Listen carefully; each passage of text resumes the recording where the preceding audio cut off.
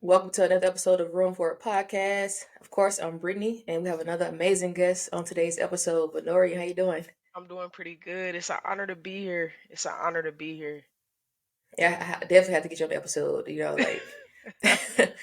We went to college together, and then we Yeah, reconnected in like 2020. yeah. I think When we was I in had a few IML. questions. Yeah, I had a few questions, like maybe in 2019, Yeah. or I started to look into investing and trading in 2019, but Uh-huh. I couldn't figure it out by myself. But anyway, Right. 2020 we connected, and it was like history. Yeah, definitely, definitely. Those were some good times. When I was in IML, I actually learned a lot during that time. It helped me understand the importance of leadership when it comes to showing up for different people that I'm connecting with, right? So what I mean by that is being at IML taught me that everybody learns different. I think leading up to that point, I thought that everybody learned the same. You feel what I'm saying? Because I feel that that's not something that we're really taught in school. Because when you may be able to relate to this, right? When we're in school or when I was in school, um, I felt like my teacher was only teaching me one way, Hmm. and you could tell, like even as a kid, like I could tell that certain students wouldn't be as engaged. Yeah. But it wasn't until I continue to matriculate throughout life that I realize like you can't treat everybody the same. Like that's a part of leadership. You have to figure out how to adjust and adapt and ask questions so that not only you have the ability to show up for yourself, but you can show up for whoever you're helping, you're coaching, you're teaching the way that they need to be served. And that's just something that I've just picked up, you know what I'm saying, throughout life as I've been an adult, working in corporate America, being in IML, you have to adjust according to the individual that you're serving. I It's not a strongly one-way street. I strongly believe that. I know, like I was in the military, of course, everyone knows that, Right. and it was like one standard. That's it. This is how you do it. You follow this MRC or whatever the standard is. You do that standard, right? Mhm. And even if everyone didn't learn that way, some people struggled a lot, especially they probably got in trouble for behavior or whatever. But they just everyone is different, and even up until maybe 2 months ago, my Yeah. big life change. We can get Right. into that. But I'm like, it's gonna be the standard. Each kid, this is the standard. If we got 4 kids, we can't be. I don't have time to level with each person differently. And then a month into it, I'm like, okay, this is this. Everyone, I learned eventually that this isn't a cookie cutter situation. Mhm. And I was so upset. Like my last maybe year or two in the Navy, things started to change for me. I look at things differently. But they Mhm. still wanted me to fit in this box. I'm like, I'm not a cookie cutter type of individual, so it's There you not gonna go. work for me, right? So now I got into this position. I'm like, all right, this is the standard. And my wife is like, you can't. Everyone is different. So like a Mhm. month after that, I'm like, all right, okay, this kid might need more attention here. This one might need more here. Like just trying to actually be a leader, to these kids instead of just being a leader to people out in the world. I need to be a leader all the way around. Definitely. But No, I just want to echo off of what you were saying, with my girl's little sister or whatnot. Um Going back to what I was saying about every child needs to be, treated in a unique manner. She's made me realize that a child's intelligence should never be defined by their academia, meaning like how they're excelling in school. mhm, Because growing up as a kid, I ain't gonna lie to you. You feel me? Like my mom and my dad got on me all the time about bringing A's and B's home. You feel me? But I realized as an adult, I was put under pressure. Like I may have been stressed out while I was pursuing the goal of getting A's and getting B's. I may have potentially been a C average student, but because they kind of like instilled fear in me, not because mhm. it was their fault. Again, when it comes to parenting, I'm noticing that it's a generational thing, right? We're gonna They get into thought that that they too. were just doing the best thing for me at that time because they just wanted to see me excel. They wanted the best for me. But given how, I've been assigned a calling in my girl's life or whatever, I'm learning the same thing you just mentioned. Like it's not a cookie cutter situation. You have to adjust Mhm, accordingly to that child, and a child should not be degraded. They should not be devalued just because they learn different. mhm. You have to figure out how to serve them. You can't be yelling at them because maybe that's something that we were taught. Our parents did that to us, instilling fear. You don't want your child to be afraid of you. You want them to be able to come to you. And again, that's just something that comes with time. Yeah, we're raising in our household, we look at it like we're trying to raise future adults, you know. Exactly. So I want you to do the right thing no matter what. Not because you're afraid, but Right. because you know morally it's the right thing to do. And use Correct. critical thinking. Mhm. Don't do it because you're scared someone's gonna hit you or you fail a class. No. Use your critical thinking, use Mhm. your moral code, your Yeah, moral compass, and make the right decision. So definitely. so I want to just jump into this. Yeah. Take it back to when you was, younger, like you said Yeah.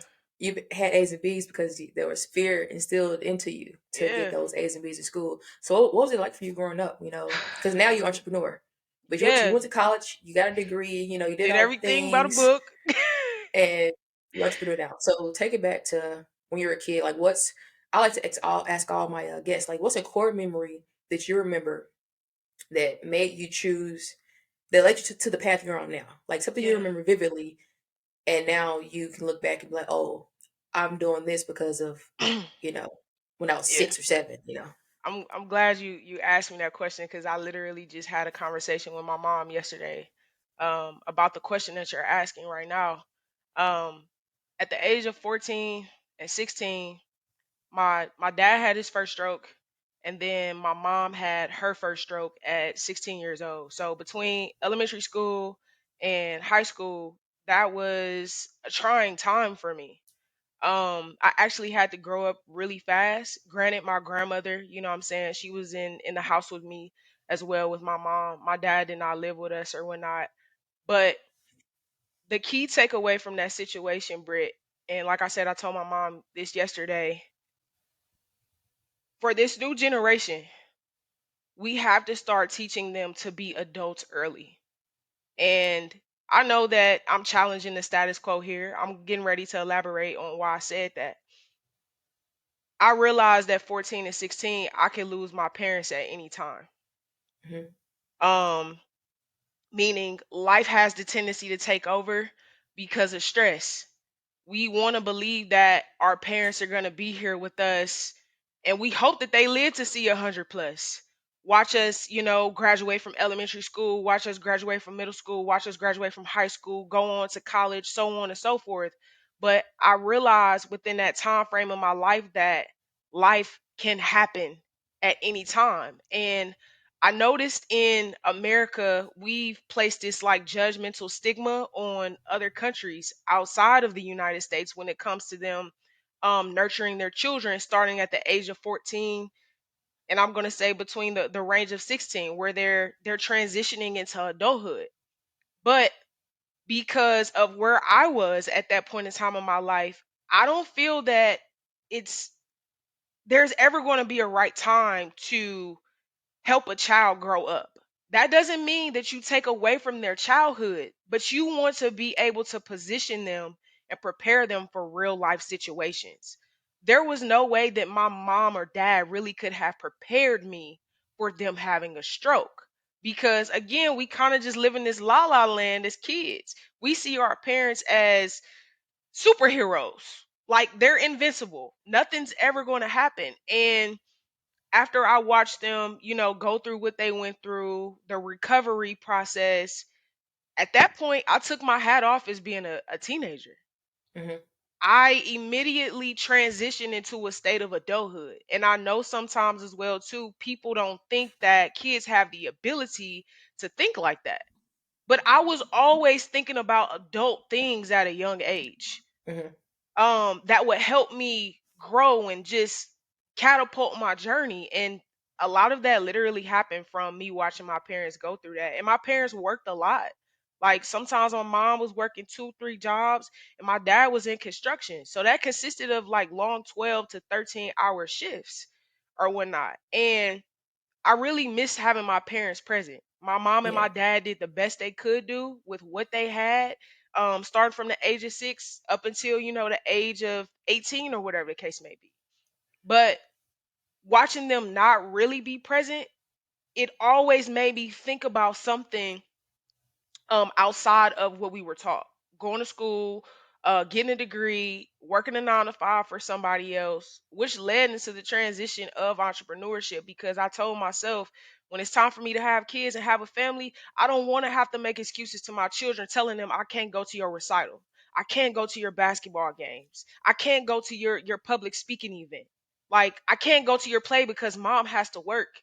And my mom and dad would say certain things to me like that, right? But deep down inside, even though I couldn't effectively articulate the hurt, I Yeah. was experiencing it internally. And I'm not saying these things to like tear my parents down, right? Because Hmm. they did the best they could do with what they had based on what they were taught. However, as a kid, we experience things that we don't really know how to articulate because sometimes we're so advanced that we can't even believe we're that advanced. And sometimes we don't really know how to express those things to adults at a Hmm. very young age because we don't want to be condemned because of how advanced our mindset is. So as far as like, so as far as like making a kid become an adult faster, Yeah. I mean, I mean, how can I explain it? Yeah. So me being an adult now, I'm just Hmm. now learning how to like I'm going to therapy, like doing inner child work, Yeah. and I'm trying to work on like what are my hobbies? What do I like to enjoy? What do I like to do? Hmm. Because like yourself, yeah, it wasn't because my parents were sick or anything. We just was poor and lived in Yeah. poverty. It was six of us, six kids, so it was just like traumatic and like fight or Yeah. flight or freeze. Like Hmm. so there's like my wife would tell me all the time that but I was still stuck in like, no, we gotta get it. Kids need to learn to get it, and she's teaching me to be more nurturing and to slow down and let kids be kids Hmm. because Hmm. like I think it's a balance though. Like they should be independent. I push independence. Like you need to know how to fold your clothes. At a certain Hmm. age, you'll be learning to wash the dishes. Clean Hmm. up behind yourself. Critical thinking, but also be nurturing and let them be a kid because I Right. don't want them to, be 30 years old and be like, oh, well, I don't really remember my childhood or I Right. didn't really have a childhood. So now trying to figure out, oh, what I'd like to do. Who am I? What are my hobbies? Definitely. Um, just, it's just, it's complicated. There's no good way to say it, but I think there should be like a balance. Yes, there should be Yep. some independence, knowing how Mhm. to take care of yourself, but also as a kid, be a kid. Yeah. Enjoy that time frame because you can never go back to be that kid again. No, You can try to fix it as an adult, but it's gonna be like a lot of work and it emotional is. pain, emotional labor doing that. But you can never go back to the time frame. Um, Definitely. but I totally get what you're saying as far as like being a kid and people not showing up to your, recitals, Mhm.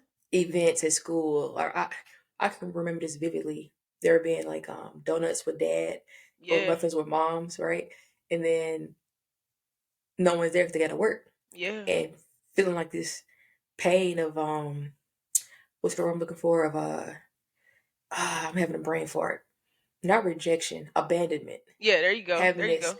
feeling of abandonment, but not being able to articulate or to know what it is, and Mhm. then as I got older, still in elementary school, but then you just stop asking for, oh, I'm not going to ask you to come to this event so you Yeah. can reject me. And Mhm. they're not intentionally rejecting me, but that's how I feel. Yep. So now I'm not going to ask about these events and I'm going to compartmentalize it. I'm going to put that emotion, that feeling of abandonment in a little box.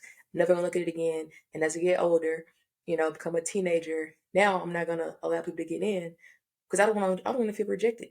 I Yep. don't want to be abandoned again. So I'm Mhm. having all these attachment issues, as an adult. But luckily now I'm aware and I'm like working through all this Mhm. stuff. Because some people just have those issues, they never work through it. I'm just like, man, I don't envy them, but sometimes when it's harder times, I'm like, man, why can't I just go through life unaware and not look at things and not Yeah. do this work? Because it's work. It is. It's work. It is. It is definitely work. And as far as like the entrepreneurship thing, I remember I was telling some of this on a different episode that Yeah. when I was like 4 or 5 years old, I remember vividly telling my grandmother, I'm like, I don't want to be a worker bee. And she's like, what do you mean? I'm like, you know how the bees, their whole entire existence is to go out, get the pollen, come back, make honey, and that's the Yeah. whole existence until they die. Mhm. and the queen be just chilling. And I'm like, everyone I was going to work, that's all they do is work. Yeah. And where's the fun in that? And she looked at me and she was like, huh, that's a good point of view. And I was like 4 or 5 when I said that. Yeah. So I knew back then, I'm like, there has to be something more in life. But I just didn't have the tools, or Yeah. I didn't see it in front of me. It took me until I got older in life and started Mhm. to be able to seek out, like, how does this person, how are they making money? And they're not even in the building working. Like, what are they doing? And Yeah. asking myself those questions, and then reading the books, listening to the videos, like all these other things that came into play, which gave me the tools and Mhm. like these little stepping stones to be like, okay, it's possible that I can live the life I want without his orange clock. And I'm not against a 9 to 5. Yeah, me I neither. want my freedom. I want my Yeah. freedom to be able to attend my kids, my daughter's stuff. And now that I have my 2 nieces and my nephew, like 2 weeks ago, my nephew was sick, right? Yeah. And the nurse called to pick him up. And at first I was like, oh man, I just wanted to chill. I just wanted to eat brunch with my wife because she had a day off. So we eat brunch. Mhm. And then I immediately snapped. I'm like, I'm so grateful that I don't have to call and ask a supervisor, hey, can I go pick up my nephew from school because he's Mhm. sick? Like that's a blessing. This is like, Yeah. but yeah. No, no, I totally agree. I was talking to my best friend, Scooby, yesterday, actually. And when we talk, about issues in our life, family, entrepreneurship, or whatever. Hmm.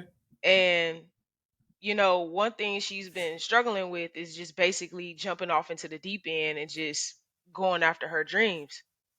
And I said something to her yesterday that I feel that everybody who watches this, they need to hear is that when it comes to your 9 to 5, you need to treat your dreams like you're going to get fired tomorrow.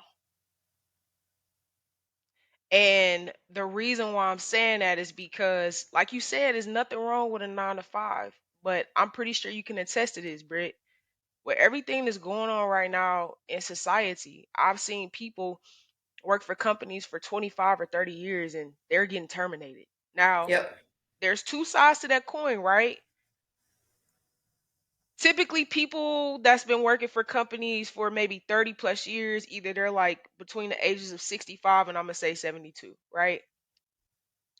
Most of those people in that generation, they only knew about a 401k, okay? And I'm just basing that off of my mom being in her late 60s and what she's talked to me about in conversation, right? Now, if you're somebody that's been with the company that long, you may have gotten lucky.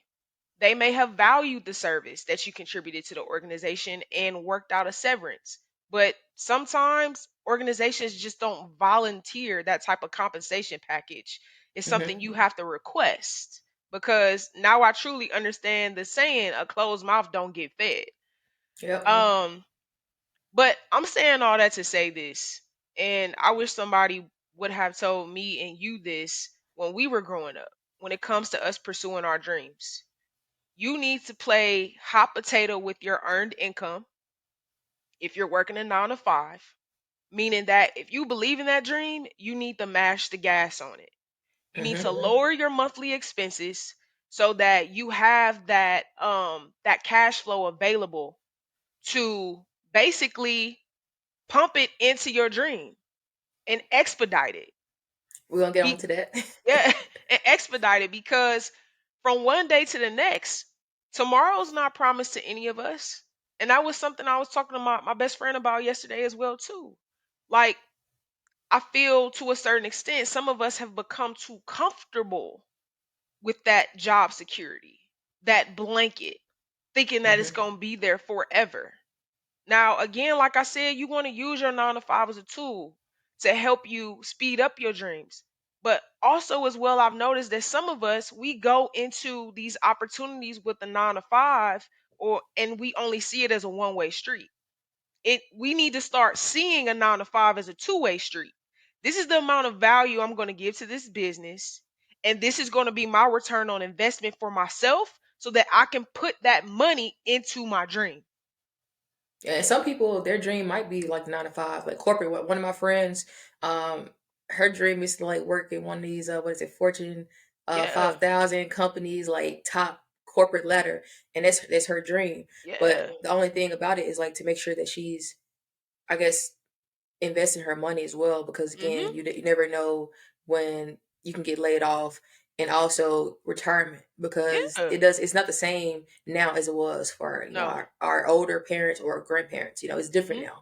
now. But I'm like, if that's what you want to do, if your 9 to 5 is what you really enjoy, then put your all into it. Yep. Like put your all into it I and totally leave nothing agree. on the table. Leave nothing on the table, because you'll get home feeling pumped up because you know you put your all into it. Yeah. But just don't let it consume you to the point where you don't have an identity without the Mhm. job. Because that was my issue when I finally transitioned to civilian. It was like, it was rough for me. It was like, so initially, I joined and I was like, I don't really like this, but I got used to it. You kind of Yeah. conform, you just suck it up, you just push through, because my whole life, that's what I mean. Mhm. If there's a crappy situation and I can't avoid it, I suck it up, push through, and work hard. Yep. And it benefited me from having a mentality, because it taught me structure and discipline. Mhm. Um, but then I was like so consumed with just my job that before I knew it, it was my identity. Yeah. And I know a lot of people can relate to that. Whatever job they have, if you're doing it Mhm. after a long time, that's your identity.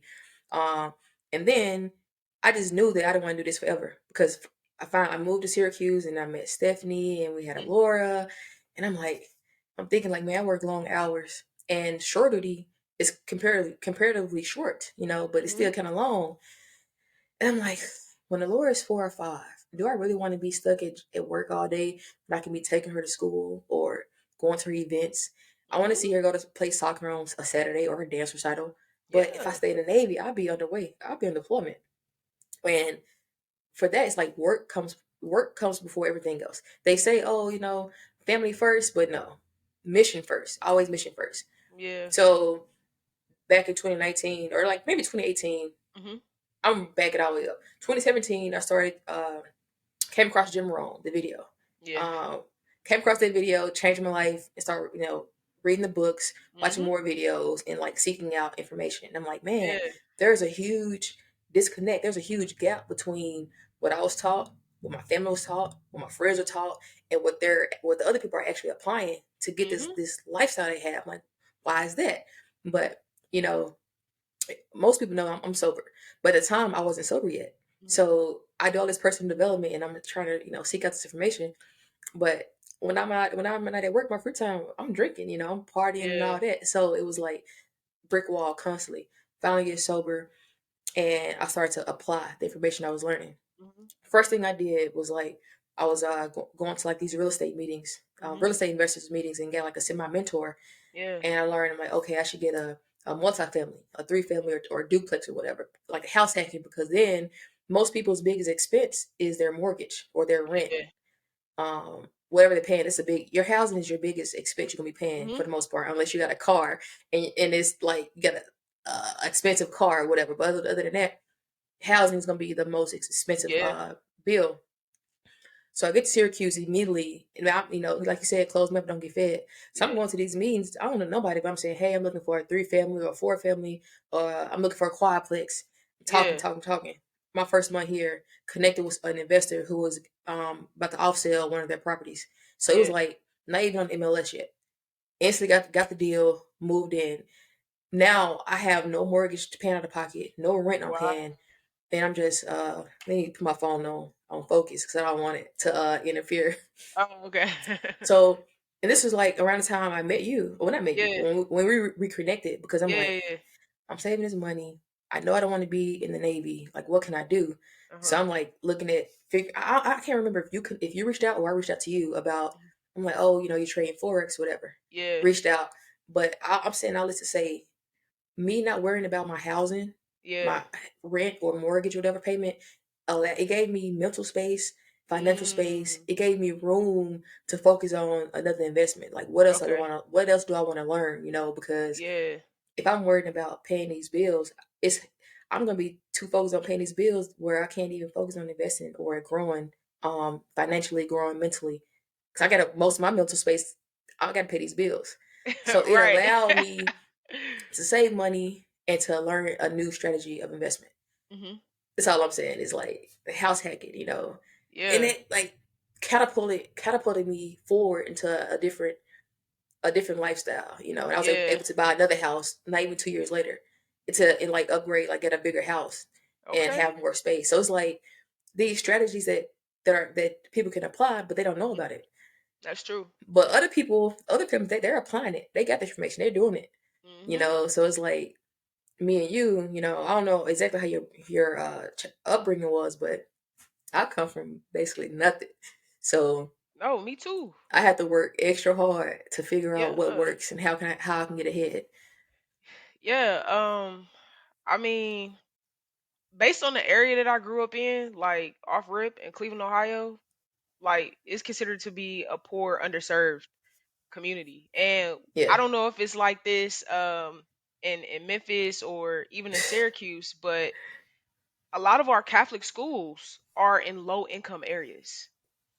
They're Hmm. not like in the suburbs or a rural area. There are some, but typically if somebody were to do their research, a lot of the Catholic schools in Cleveland, Ohio were in low income areas. Yeah. Yeah. So they had programs out there and different things like that. I know when I was coming up as a kid, my mom, she was really big on research, still is to this day. She would do a lot of research on like the vouchers that were available up until I got to high school. But by the grace of God, my mom, she worked as a nurse when I was in high school after she recovered from her stroke, and they had something set up with this bank. I can't remember the name of the bank, but they had partnered with the school to where if the students would volunteer, in my case, I was lucky enough to have a parent who was willing to volunteer at that time, that the volunteer hours that she accumulated, it actually paid for my tuition. And when I got ready to graduate, she had accumulated so many hours that she was able to request for those additional hours to be distributed to students who were in need. Your So tuition for school for high school. yeah, for high school. So, Yeah. so it's like a good program then. Like Yeah, it might be too definitely. expensive to get in, but here's different options for you to still, you know, get this education Yeah. and not break the bank. Yeah. So when I look back on that, I mean, my mom, she had her pitfalls and her struggles, but Hmm. I'm grateful that, she took advantage of those resources to make it easier on everybody impacted by me going to, a Catholic school. So yeah. Yeah. Um Going back to what you were saying about, just different strategies when it comes to investing. I just want to be clear, I'm not a financial advisor. I'm just speaking from experience. Same here. Um uh before I kind of dive into like the forex journey, one thing I wish that somebody would have taught me was about conservative investing. And when I say conservative investing, I'm talking about investing in index funds and maybe two very very profitable tech companies, right? And the reason why I'm saying this is because when you're learning about an investment like forex trading, that's more so on the riskier side of investing. Super risky. Okay. And the reason why I'm bringing up, investing in two index funds and two known tech companies like Apple or even Microsoft is because if you know that your money is compounding while you're sleeping, when you get up in the morning, if you want to focus on Forex, you don't have to worry about money as much Hmm. because you already have this money printing for you in your brokerage account when it comes to two index funds. And I mean, I can even speak to the index funds that I've invested in, S&P 500, and then also there's an international index fund that I've committed to invest into as well too. I want to say right before the pandemic hit, when I was working for a really big healthcare company. At that time I was only familiar with a 401k. However, although I was investing in my 401k, there was like a 3% match with whatever I may have invested that year. But before I left that company, within 2 years, I was up like $13,000. And that was just by me, just deducting the funds out on a reoccurring schedule and just having to go to like that large blend fund. And at that time when I was working with that company, the large blend fund consisted of S&P 500. So um yeah, like once I learned about the simplicity of investing, it made me expand my capacity for being able to focus on forex more. And I feel that when it comes to forex, people talk about it from the perspective of it being this get rich quick scheme, which is why people lose a lot of money very quickly. And that's why Hmm. I'm recommending to do research on index funds and maybe two tech companies that you start investing in, and that'll give you the peace of mind that you need to be able to focus on forex. Yeah, So, or whatever type of investment strategies yeah, you decide to do. definitely. But even with like trading and stuff, like if you have mental health, it's crazy because you can know the skill, but Yeah. then once you hit like an emotional barrier, Mhm. it affects everything. It affects It does. until you learn how to navigate your emotions while still being in the zone and trading. But Mhm. until then, it affects everything.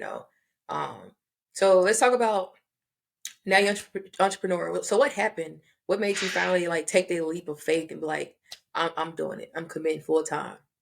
And was it did you have any fears, any doubts? Like I what got was your fired. finances like? Oh, you got fired. Okay. I got fired. Like dead ass. Like straight to the point, no beating around the bush. Like I got fired, and the first day it happened, like I called my mom, we talked, and she was like, "Are you okay?"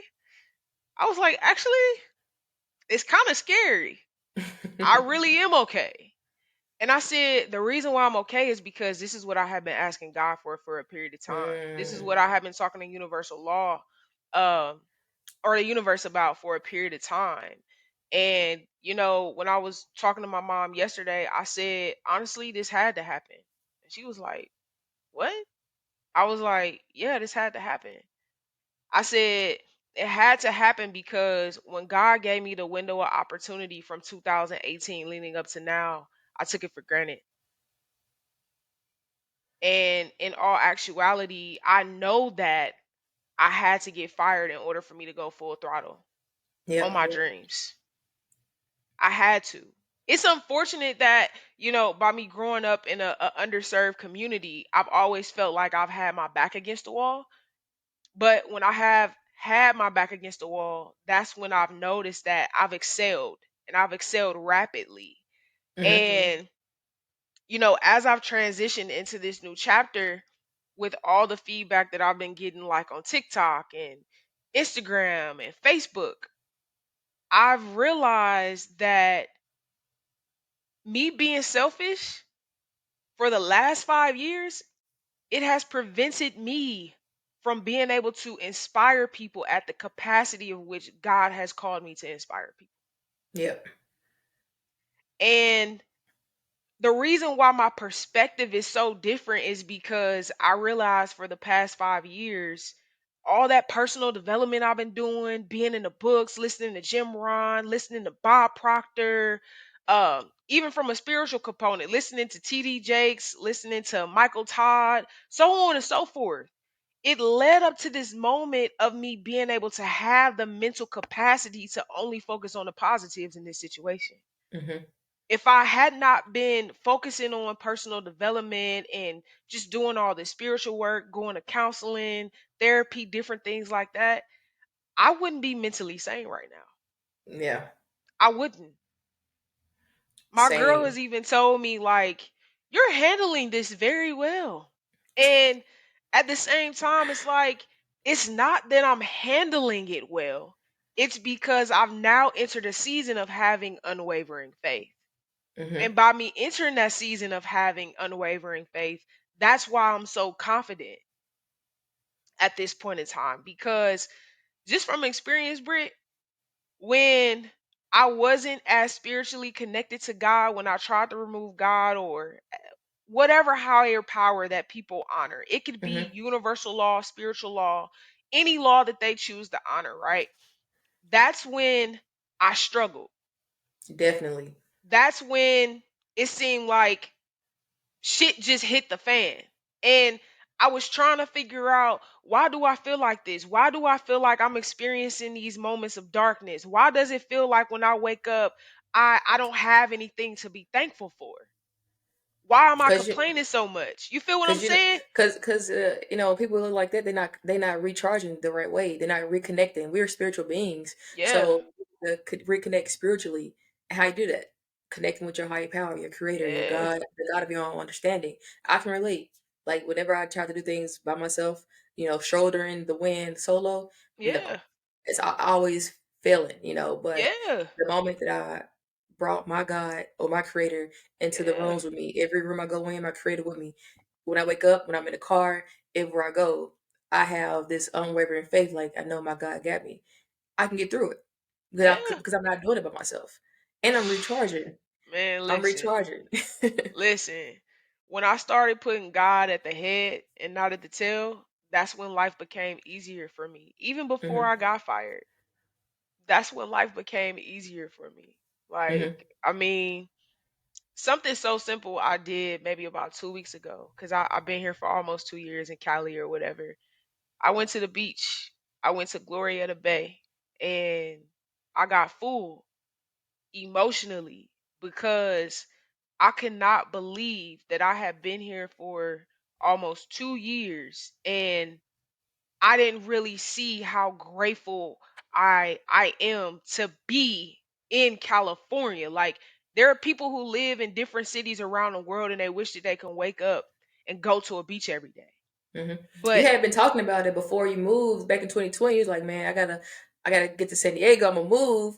And I'm like, yeah, well, can't your job transfer you? And you're like, nah, they're not willing to do that. yeah, they at that time they weren't. And it's funny because the company I was working for at that time, now they're open to hiring people, that live in California or whatnot. But like I was saying, when I was at like this really intimate like small beach, but I mean on the map it's called Glorietta Bay or whatever. I was just sitting there and I was like, it's people that's free right now that work at, I mean, not working 9 to 5, but they're entrepreneurs and they have the ability to experience this every single day. And for whatever reason, they may find an excuse not to take advantage of it.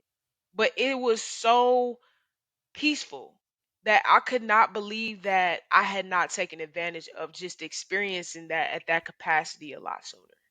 So, Yeah. yeah, As far as like being prepared, yeah, again, started working on like self development back in 2017. Like I was thinking about it before then, but yeah, no real catches. Didn't know any names. I just had this hmm, optimistic point of view. Like since I was like a little youngin, I always had an yeah, optimistic point of view of things could be better, but didn't know how. But in 2021, hmm, so I was like roughly a little over 2 years sober, and things was complicated. It was a little hard. It was difficult. yeah, I wasn't really leaning into my faith the right way. Not the right way. I wasn't leaning into my faith the way that it fueled my body, my soul. yeah, Um, and I was like learning how to trade. I'm working all these long hours. I get off work and I'm up late trying to like learn how to invest and all that, not really getting any sleep. And I'm like, I almost had like a mental break, it was like I yeah, was losing it. I was losing it, and that forced me to get into therapy like some months later. So I got hmm, to therapy and I still like, "Oh, I'm not really feeling this." Got another therapist. And that's when I started making progress. It was like back in 2022, the beginning of hmm, 2022, started making progress. And it was good, yeah, And I stopped seeing her as often, and I ended up getting a new one. It was hmm, like towards the end of 2022 as I was like transitioning from the Navy. And it was yeah, just like a lot going on. And in upstate New York, when it's in the wintertime, it's like hmm, from October up until April, almost May. yeah, It's like cold and dark, and snowing out the whole time. uh-huh, So I've been wishing I can't wait till I get out the Navy. I can't wait. yeah, And now I'm finally free, and I'm just like, oh, like I felt like a crab without a shell, I'm just like, what do I do? Like, who am I yeah, now? So uncomfortable. But luckily, I had already, knew of therapy before, so I got hmm, back into therapy, right? And yeah, then, of course, working in my 12-step program, and I realized like when I left the Navy is like my identity, like who am I? hmm, So it went from, oh, just work hard. I don't have to look at myself. If I'm always working, it wasn't intentional that if I'm always working, I don't have to look at myself. But I'm so busy that yeah, I don't have to like do no deep soul searching of who I am. hmm, So now I got this free time. I'm like, oh, who am I? And I'm all emotional, like, who am I? What do I do? So yeah, got another therapist, and we started working, and it all comes back from childhood.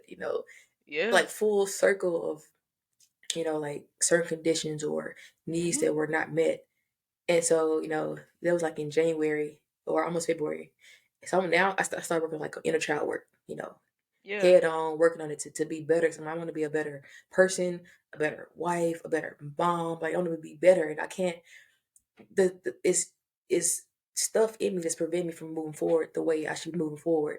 So I need to work that out. And then boom, my sister passed away in March, and we took in three extra kids. Mhm. So now it's like four kids in the household, and I totally understand. Like, so when it's one kid, it's like, oh, we got a kid, got to make Yeah. time. But when it's four, ages 8, 5, and 3, and we got a 4-year-old, so it's like all little kids, and I can understand why parents can be emotionally unavailable when they Yeah. have more than like two kids, Mhm. because everybody needs something different, right? And so then it's like, if I had not worked on myself on all these years and have Mhm. and like evaluate what my career looks like, there's Mhm. no way I would have been sane at all, like through none of this. Yeah. But luckily, I reevaluate my relationship with my creator, strengthen that bond. Like I know that no matter what, my creator got me. My creator ain't Yeah. bring me this far to just drop me.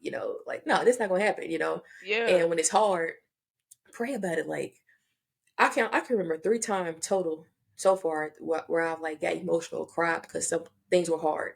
Mhm. When I got sober, that was hard. When I started learning how to trade, when I was learning how to trade and things weren't going the right way, and I was like, man, I gotta learn how to do it so I can have this freedom I want. Yeah. And it's funny, only traders will understand that. If you're not a Yeah. trader, you will not understand the No. tears from that, No. the emotional pain. Yeah. um, and then now trying to figure out how can I be a role model parent to 4 kids and not just one. Yeah. Everybody needs something differently, and still really like working on inner child stuff. Mhm. Because even we had a therapy the other day, and it was couples therapy, and she's like, but who are you, Brittany? Like, what do you like to do? What are your hobbies? I'm like, I don't know my hobbies. Like, I'm still trying to like navigate through that territory. But for the Yeah. past 2+ months, I've been like full focus on making sure that these kids are fed, bathed, at school on time, good bedtime routine, like give Mhm. them all the things that I didn't have. And I'm not angry at my parents or anything like that. Yeah. They did I couldn't get from them what they couldn't give. Like they didn't have it to give me. Maybe Yeah. maybe they Yeah. had it somewhere in their body or mind, but not to the capacity where they could pass it to me. Mhm. Most times, most of our folks were like in survival mode, Yeah. just trying to like make it. Yeah. So it's hard to be creative and be giving and loving when you're in survival mode, just trying to make it to the next That's day. true. And to me, it's like traumatizing. Where it's not traumatizing, but when I'm like, man, this is so freaking hard. How can I be a role model and show up for them and not Yeah. yell when they not listening and not scream and shout? It's like I'm in this new season of my life where I'm just like I have to be better. Like I have to do better than what was done for me. Mhm. I have to show up for them. I have to be loving and tuck them in at night. Like the other night, my niece, yeah, downstairs, she's like, Nene. I'm like, well, I'm on the toilet. She's like, you gotta come tuck us in. I'm like, all right, Oh. like here I come, just trying to show up for them. And it's so difficult. I'm talking about like maybe some days ago, I was like teary out talking to my wife, and Yeah. she's like a safe space for me. And Yeah. now I'm okay with crying or whatever and being Yeah. teary eyed and feeling my feelings. So before, this had been like 3 years ago. Yeah. No, they're like, "What's going on? I'm good. I'm good. Everything all right. I'm not talking about it. I'm just still compartmentalizing, putting it in little boxes until it Yeah. pops out like Jack in the Box. So Yeah. now a feeling come up, I feel it, but it's hard. It's the vulnerability of it can be challenging because it's like, oh, it's easier now, but it was challenging for me. It's like Mhm. I'd be teary eyed. She's like, oh, what's wrong? Nothing. I'm okay. She's like, no, like what's going on? Talk to me about it, and I'm able to express what I'm feeling and get Yeah. past it instead of me not talking about it, holding it in, and then it's like manifesting in different ways, maybe physically, or I'm short tempered Mhm. with the kids, or I'm short tempered with her, or it's short up in my trading. Like Yeah. it's all man, and it's crazy because our brain is only here to keep us safe for the most part. So it'll be challenging, and I'm like, I'm not meant to do this. I can't do it. But it's again, it's just my brain, Yeah. saying fight or flight, fight. What is it? No, yeah, fight, flight, or freeze. And I Yeah. have to remember, like, no, I can do this. My creator is with me with this. Yeah. It's different. It's a new stage. It's a new chapter. Just like other obstacles, you made it through. You, it'll be a good routine, and it'll get smoother, but it is very challenging. Yeah, nah, man. I'm grateful. I know that we've watched our parents go through their own personal testimony. Hmm. However, in addition to us, watching them go through their own testimony, I'm grateful that we now have the tools available to us that either they had but didn't know existed, Hmm. because there's no telling where I would be if I didn't take advantage of the resources that have been made available to us in our generation. I mean, Hmm. I've gone through my dark times. I mean, my dark times from childhood trauma, it showed up in relationships, prior to me and my girl being together now. We've even had our own battles, Hmm. with us being in our relationship. But I'm grateful that I have a partner that's on the same page with me when it comes to understanding the importance of going to therapy. Hmm. That wants a healthy relationship the way that I want a healthy relationship. That wants to take care of her body mentally, physically, and spiritually the way that I want to. Because if that were not to be the case, I really don't. Yeah, You be that's what I was clashing. getting ready to get to. You feel me? Yeah, I know some people don't really get blessed to have a partner that's willing to be a team player with them. Hmm. And I pray that if somebody's going through that at this point in time in their life, I pray that they get to a point of having a partner that's on the same page with them, because navigating childhood traumas with somebody who has not worked on their childhood traumas, Oof. it's not a fun experience at all. It's not. It's emotional labor, Yeah. from the perspective of, like, the one who's going through it, and Mhm. also from the perspective of, like, being a supportive partner and spouse, Yeah. supporting your partner, like, because it's emotional draining, and to, like, go back and look at, certain things. If, like, my whole life, I'm like, oh, it was, I had a shitty childhood. I don't really remember, and then start to remember things, Yeah. and start to acknowledge, like, okay, it just wasn't shitty, it was traumatic, you know, Yeah. and being able to say, yeah, they did the best they could, but it wasn't good enough for me. My needs still were not met. Mhm. Instead of me just saying, oh, they did the best they could. It's okay. It's not okay. Acknowledge that, like, little 10-year-old Brittany or 5-year-old Brittany I need to, like, integrate and talk to her, like, hey, your needs were not met, but it's okay. It's okay now. You don't have to continue to, um like, certain behaviors to keep. Let's just say, I'm tongue tied. That's So all just right. say, Take like, your time. certain behaviors I had, that pushed me through life. Yeah. I don't need those. I don't need. I don't at 30 right now. I don't need to do those same things. I'm safe. Right.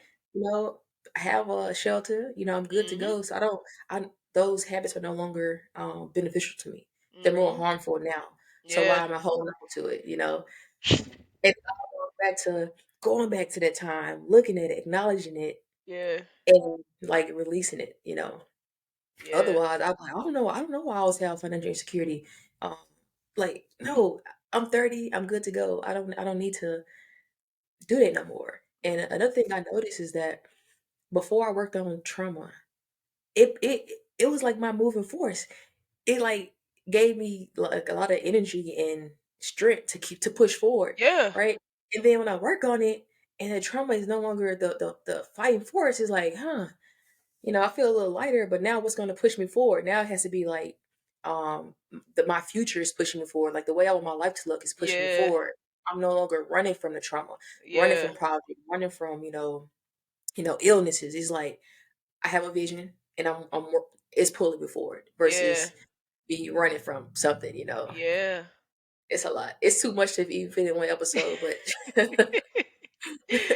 No, I can attest to that though. I'm really big on, self-reflection, right? So just kind of going back to what you were saying, I realized that I was so motivated, during Mhm. my teenage years, in my early 20s, even in college, because of that trauma.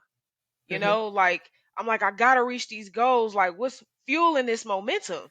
It was the childhood trauma. But like you were saying, being in your 30s, you start to realize, like, wait a minute, this is no longer a season of fight or flight.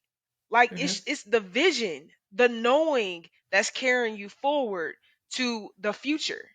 And it's like you can reflect on what you may have gone through during your childhood, but I'm noticing now that I've been working on like that inner child work, that spiritual work, going to therapy and different things like that, what's been helping me continue to grow is the goals that I want to achieve and Mhm. attaching the positive impact to them in comparison to attaching the trauma to them. Mhm. Like, when I get here, and I say this to a lot of my friends all the time, like, when it comes to leadership, or when it comes to the purpose that's been assigned to your life, whatever God or the laws that you believe in have in store for you, it's not just for you. The reason that most of us have been chosen for a certain calling in our life is because somebody trusts us to do right by somebody else. Yep. And that's something else that's just really been helping me stay motivated is I have to finish this because this mission that's critical is connected to somebody else's life changing. It's not Mhm. just about me. Mhm. So, I yeah. get it, cause if I hadn't, my wife was always in therapy, but if I hadn't gotten into therapy and worked on myself, then I would have just if the situation was still would have happened the way it happened, and we took on Mhm. the kids. First, I probably would have took them on because I would have been too Yeah. selfish and fearful that, oh, I don't know what to do. I can't raise extra kids, and I'd be like, I can't do it, out of fear because of how my childhood was. Or Mhm. two, um, had them and just be like always yelling and angry and mad and shout, Yeah. and those things can still creep up a little bit. But Right. like I don't have to hold on to it. I don't have to hold Yeah. on to those behaviors and all that. And also like just being present. And you know Mhm. how they say, be careful what you ask for or what you pray Mhm. about. Everything that I have right now, Woo. one, I've prayed about it, I wanted it, I've like yearned for, a few years ago, me and my wife were talking about having the kids we could have. Like, we can have another kid, maybe two or three. And like, now six is too many. Three is an odd number. Like maybe four. Four will be okay. Mhm. And right now we have a household of four kids. And I'm like, I want to be able to take my kids to like do soccer, da da da, sport events and recitals. My daughter, my niece, and my nephew go to soccer every Saturday morning. Mhm. Uh, I don't want to be able to ask for I don't want to have to ask for permission to go do things for my kids, my offspring. Woo. I didn't pray for what it will look like, but things I pray for. My Yeah. nephew called me sick, you know. I didn't have to be like, "Oh, hey boss, I need to go pick up my nephew." No. Like I had the freedom, everything that I have, like the peace of mind, the Woo. mental space. I'll get chills thinking about it. Like these are things that I prayed for I'm getting and worked chills right for, now. and it's just insane how you pray for things, you gonna get them, not all the time, and it might not be Yeah. in your timing. It might not look exactly how you thought it would look, Yep. but these things come about. And even for people who are not in a situation that they like, whatever you have is at some point you thought about it, or Yep. you talked about it, you thought about it, and now it's Mhm. presented itself physically. So, and maybe a year ago, I came across Dr. Joe Dispenza's work, and he's big on meditation and Mhm. like what is it, neurons that fire together wire together, and how Mhm. if you can think your way into being sick, you can think your way into being healthy and prosperity and abundance or whatever.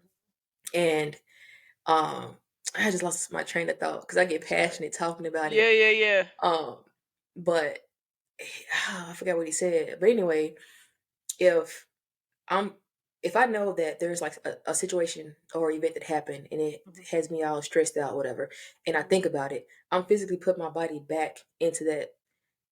I'm physically put my body back into that state. So I'm feeling the adrenaline, the emotions, the sadness, the fear. I'm putting my body back into that. So if I know I can think my way into that negative feeling, why not think about the future? Like why not meditate? And when I meditate, like envision. For me, some people do vision boards, whatever. But for me, I Yeah. have to like envision what it looks like, and Yeah. put my body as if it's already happening.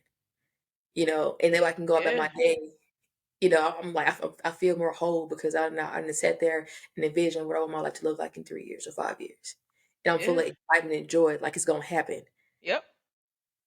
Man, it's a whole bunch. But Yeah, no, I mean, and see, when it comes to visualization, at one point when I first started like meditating, I didn't understand that I needed to like be able to tap into all of my senses to actually visualize the hmm life that I want. You know what I'm saying? So, I mean, whether that's me believing that I'm the world's greatest in whatever area that I want to become successful in, whether that's trading or being an elite mindset coach and a business mentor, like you have to process all those emotions using all of your senses. hmm And I just feel that that's not something that a lot of people talk about, but I noticed for me when I started to do that, the way that I visualize my new life or the life that I have currently, I have more a newfound gratitude for it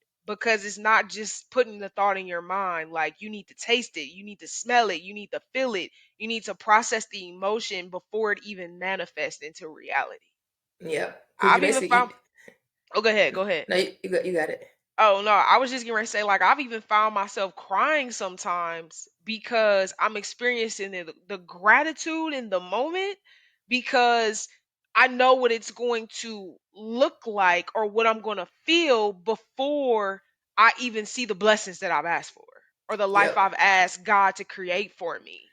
And I hmm just be like dang man, like how am I crying and I don't have $1 billion in my bank account yet. Like, Yeah. how am I crying and I've created all this impact on the community already based on the hmm things that I'm desiring in the future? So, yeah, like It's that's that it's been life gratitude. changing.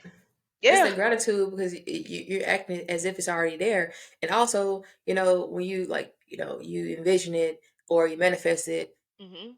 Some people think, oh, you just manifesting it come. Like, no, it still work, but I'm more inclined to do the work after Yeah. I've seen what it looks like, and now when opportunities come about, I will see the opportunity and I will be prepared to receive that opportunity Mhm. because now I'm like I know it's going to happen, so I'm working Yeah. as if it's already happening.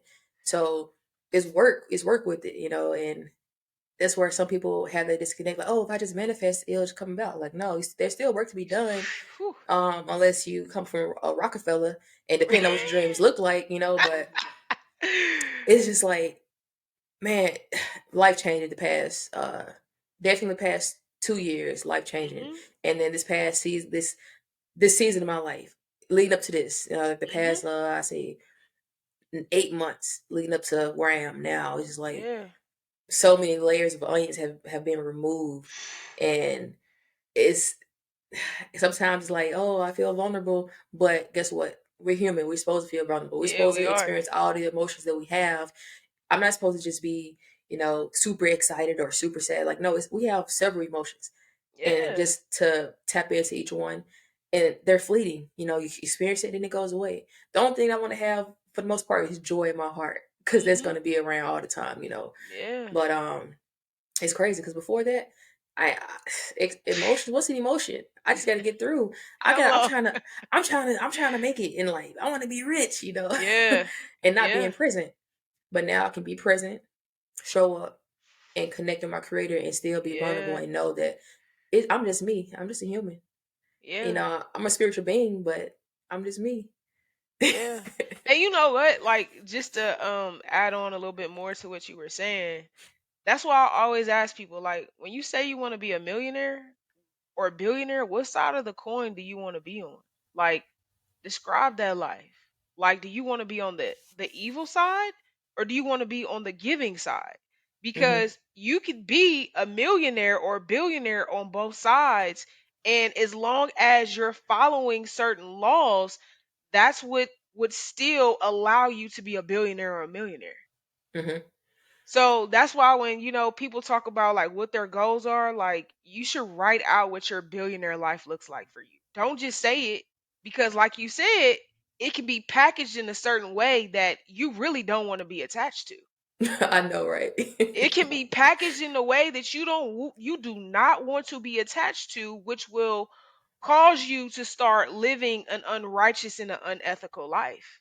And Hmm. you'll also lose sight of your intent in identity, and then also you'll lack integrity as well too, depending on the route that you decide to take. Yep, definitely. Yeah. And also like when people don't work on that trauma, childhood trauma, most trauma is coming from childhood anyway. Yeah. But it's like people start to self sabotage. So Yep. you can have a great opportunity and you sabotage it, or you Yeah. just avoid moving your feet. That's self sabotaging, or like just making reckless decisions, self sabotaging. But Yeah. I'm not gonna get to all that because we already at the top of I the know, hour. right? We had an hour. But But so no, this is great. This is it great. is. I'm gonna have to Yeah. have you on another episode. So like so what are you currently working on now? Like tell the viewers and our listeners what are you doing Yeah. now? So currently right now, I'm building my business as an elite mindset coach and a business mentor. And part of the reason that I've chosen that path is because I realize when it comes to me achieving any goal that I've achieved throughout my life, your mentality has to be in the right state first in order to get there. Even starting with step one.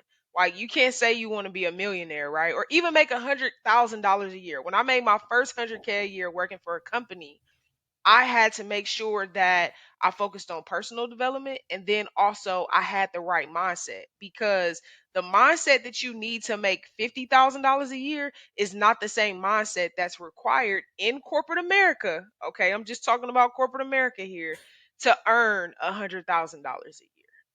Definitely.